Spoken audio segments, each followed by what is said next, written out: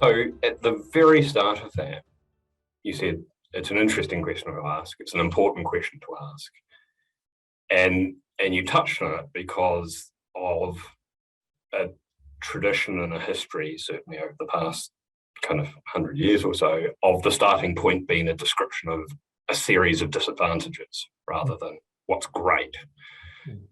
And even more devastatingly, I've heard you describe it as when you were growing up as being Aboriginal was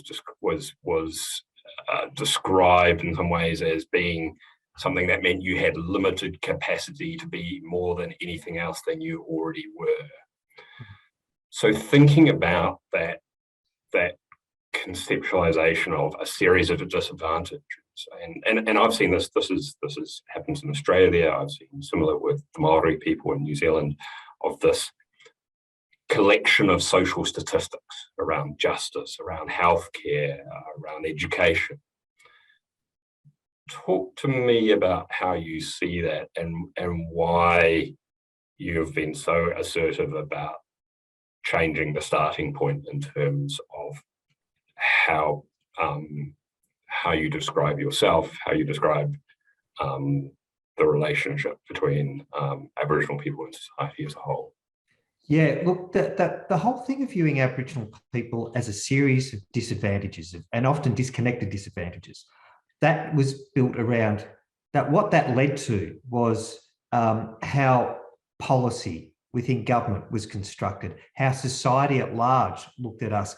How often in the Aboriginal community, when you're overwhelmed with that viewpoint, you even look at yourselves as that. What is wrong with us?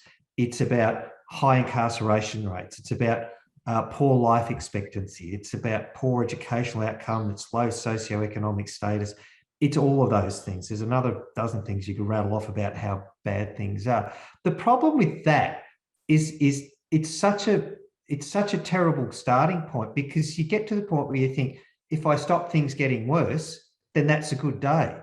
That's a terrible position to be in. That's a terrible way of thinking. How can it be to stopping things getting worse actually be regarded as a good day? And what that does is just perpetuate what you do. And often when you look at all of those things, it can be a bit overwhelming for people to deal with. So they tend to focus on, we'll focus on one thing, we'll focus on, and if that doesn't work, we'll move to the next thing, or if that doesn't work, we'll move to the next thing. Often in my career in the public service and in my private life, people say, what's the one thing we can do which will make all the difference? There is no one thing. There is only everything. And that's part of that fundamental shift. Look, from when I went to Aboriginal Affairs Victoria as Deputy Director, I asked the then Manager of Policy, let's measure some stuff from 1985 to 2005, because I went in early 2005, I arrived there. And we looked at some key life outcomes in 1985 and looked at them in 2005, and what was the difference? And fundamentally, the difference, there was none. So for all the millions of dollars, tens of millions, if not hundreds of millions, the Commonwealth and the state of Victoria had spent on Aboriginal people in that 20-year period, we'd made no difference, because we looked at, let's focus on education. And when that didn't change everything in 3 years, let's focus on economic stuff. And when that doesn't work, it's justice or it's health. So we had to stop thinking about, so we brought this thing of stop thinking about us as a series of disadvantages to be not got worse, and look at us as a whole people. Look at us, how do people live their lives? What's the best way to give people the best opportunity to be the best they can be? So it's a conceptual mind shift that has to happen. And that leads to you thinking about, well, if we look at how a person lives their life, then we need to start from the day they're born, if not actually, to be honest, before they're born, prenatal.